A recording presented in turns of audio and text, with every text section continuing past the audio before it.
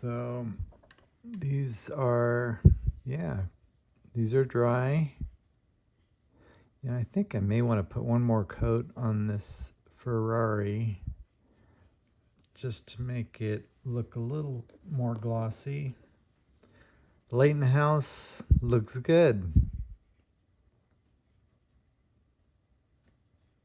Looks pretty good. I think I want to put a little bit more glaze in the end plates of the front wing.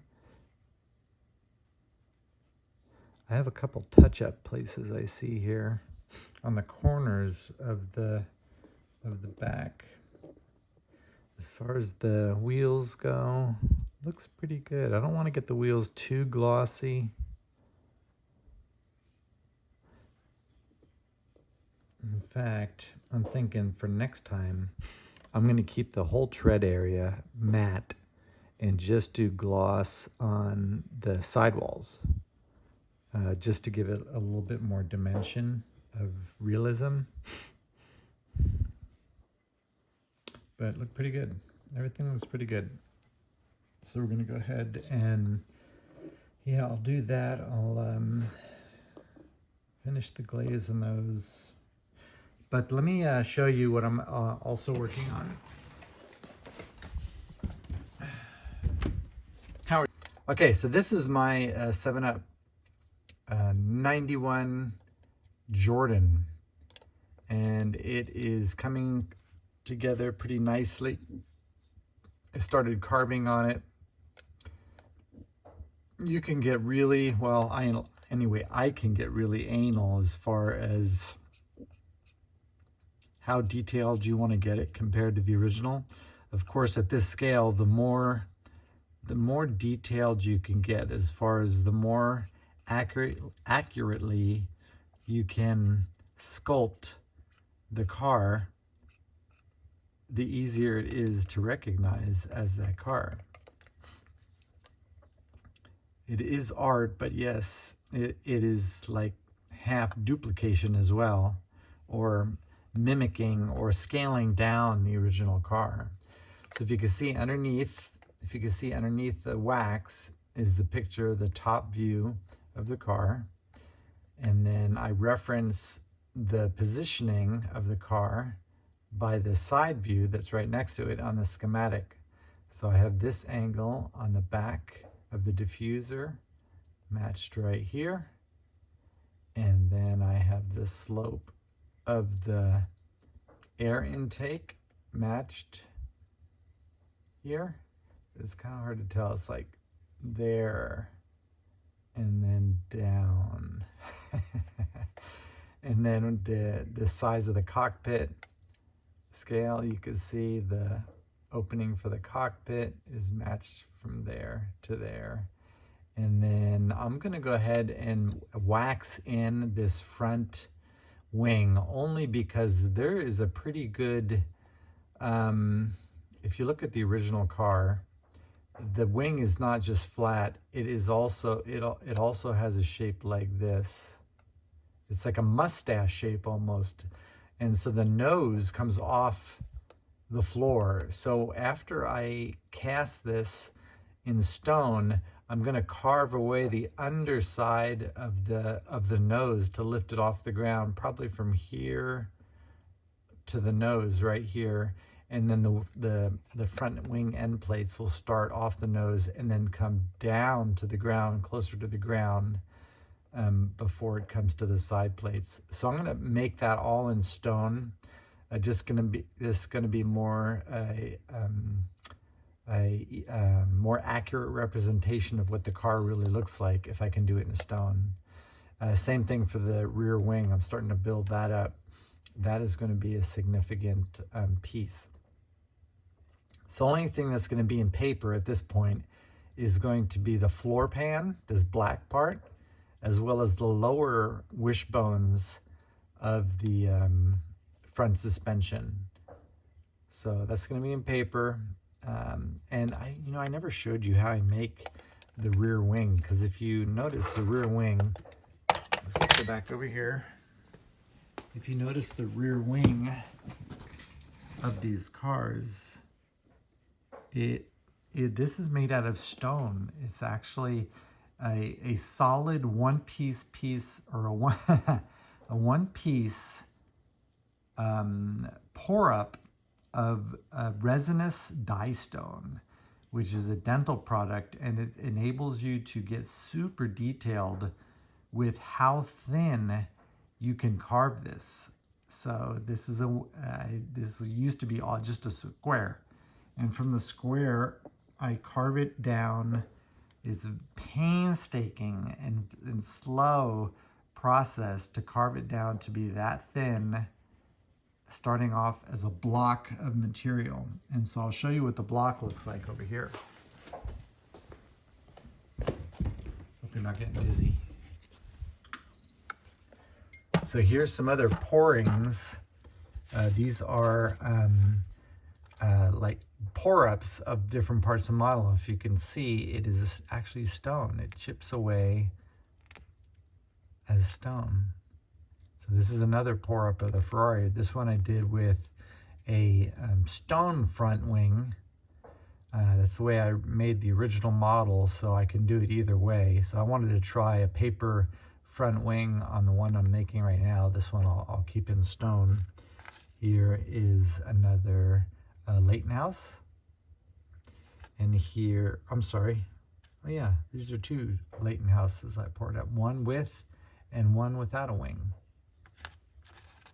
And then, do I have anything else here? Oh, here is this is a Lambo, a 91 Lambo that I'm making, and I'm gonna make all paper, or a paper front wing and then a stone rear wing. So here, this is the way the rear wing starts out. It's a poured stone from a silicone mold that I make. I'll show you how to do that in another video. But it starts off as just a square block like this. And I start sculpting like they would, like any kind of sculpture that would carve a figure out of a solid block of stone. You start taking away material to make a wing. So I have the basic outline of the dimension of a wing, and then I can go ahead and start sculpting that out with different tiny burrs to get the shape of the wing. And you can see all the pour-ups of wheels that I did. It's all done with this resinous stone, so it's kind of like plaster and with resin inside of it, so that it gets super detailed when you pour it up. So I'll show in another video of me carving one of these from a block. I'll start with a block and then I'll carve it down to the completed stone. But the stone is super brittle. I mean, you can see how thin that is, and it's really strong. If you chip it away, you can hear it chip. So the resin makes it really stable. So that's how I can get so much detail in the models of these cars. So that's how I do those.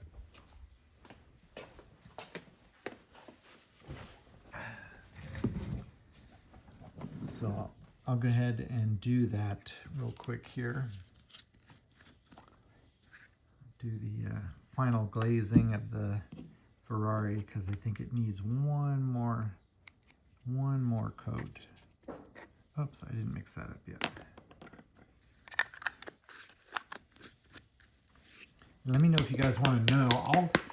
I could put together a whole list of these supplies if you want to try making this yourself. But then if you wanted to try doing that, you would actually be insane like me. And so I don't know if you'd ever want to try to do that. This is like, it's really crazy work to sit and try to do this. Is very difficult, and I'd like to be able to, maybe I can make a kit of just send you the parts, and then you can try to finish the parts down and paint it however you want.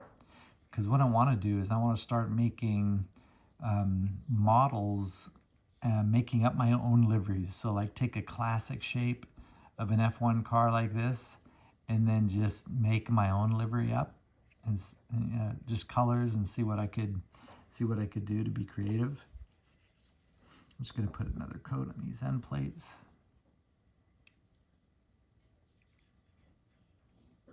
I think to try to give it more dimension, I'm going to try to leave the next one where anything black is matte and just have the paint be gloss. I think that'd look really cool.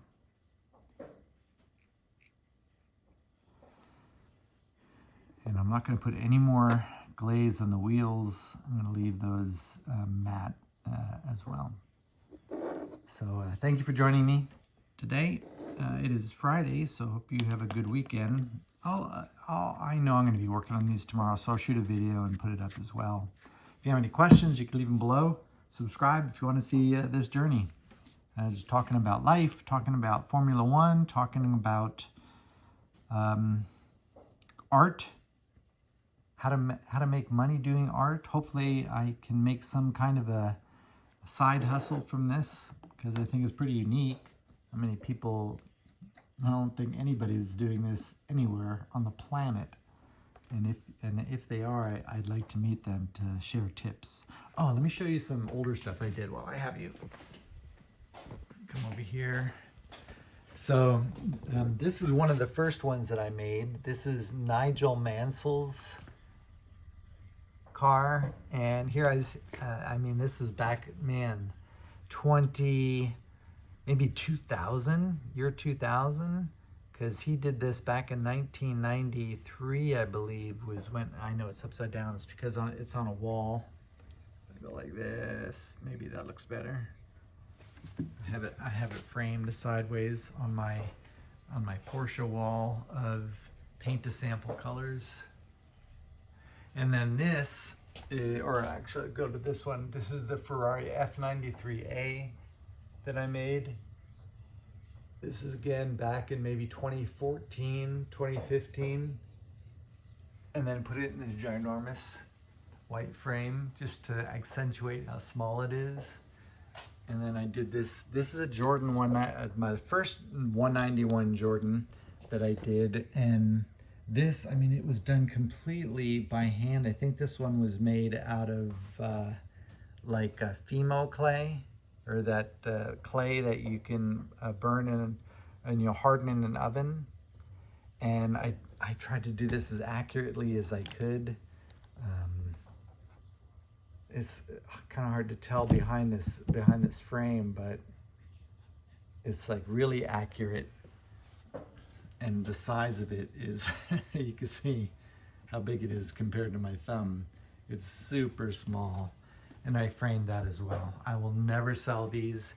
These are the first the first cars that I ever did.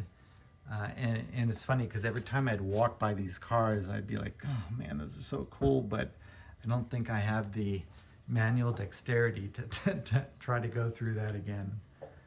So. And then also I'm watching the Formula One practice for the Rolex Australian Grand Prix of 2024. And it's really cool if you watch practice live, how you could watch the laps progress. Like this is the where they finish, that's the start-finish line. And this is the lap, so that lists what driver is at what stage in the lap. And every 2 seconds, another bar will click by to tell you where they are, as far as if they're below their last time or beat their last time, or they're purple in this case, which is the fastest section in that sector. Super cool. So I have the volume turned down low so I don't get banned or blamed for trying to, what is it called? Oh, a copyright strike. So anyway, that's my Friday night. I hope your Friday night is more exciting than that. And I'll see you tomorrow, hopefully. Thank you for watching if you're here.